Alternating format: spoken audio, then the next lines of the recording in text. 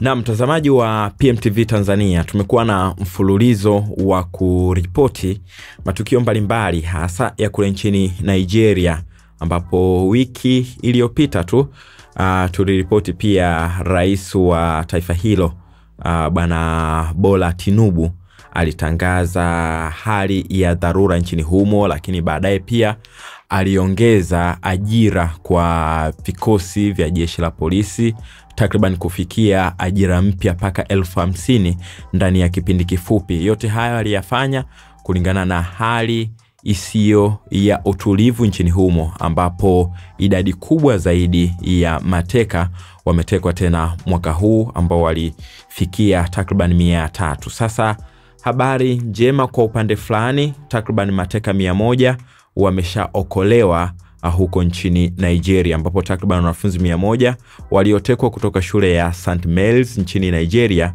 wameokolewa. Kulingana na taarifa ni kwamba bado wanafunzi wapatao 165 hawajulikani walipo. Wanafunzi hao waliookolewa ni miongoni mwa jumla ya wanafunzi na wafanyakazi 315 ambao walitekwa mwishoni mwa Novemba. Awali mateka 50 kati ya 315 waliweza kutoroka. Hadi kufikia sasa hakuna kundi lililokiri kuhusika na utekaji huo. Sasa moja kati ya maswali makubwa ambayo wachambuzi mbalimbali wa masuala ya diplomasia lakini pia maendeleo ya kitaifa na Afrika kwa ujumla wamekuwa wakijadili sana ni nini ambacho kipo nyuma ya utekaji ama ya hili ambalo linaendelea nchini Nigeria. Rais Bola Tinubu amejitahidi kwa kufanya mabadiliko kadhaa, ikiwemo waziri wake wa ulinzi alitangaza kujiuzuru yeye mwenyewe, lakini wachambuzi pia wakadai huenda ni shinikizo la vyama mbalimbali lakini pia taasisi mbalimbali ambazo ziliweka tuhuma kwake kutokuwajibika. Lakini wengine wanahusisha masuala haya ya kutokuwa na utulivu nchini Nigeria na masuala ya kibiashara, maslahi makubwa ya wafanyabiashara wa nchi hiyo, ambapo katika nchi mbalimbali za Kiafrika, sehemu yoyote ambao kuna maslahi na wanufaika fulani, basi kuna machafuko yanaweza yakaandaliwa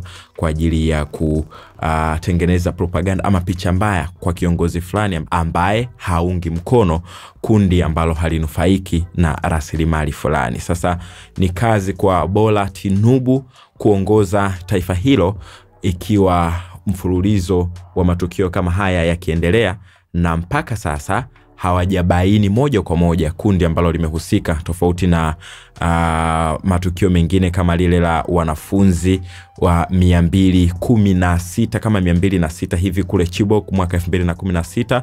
Boko Haram walitangaza wao kwamba ndio wamehusika na tukio hilo, lakini hii ni idadi kubwa mbali na hiyo, ingawa paka sasa hajulikani ni nani aliyopo nyuma ya matukio hayo.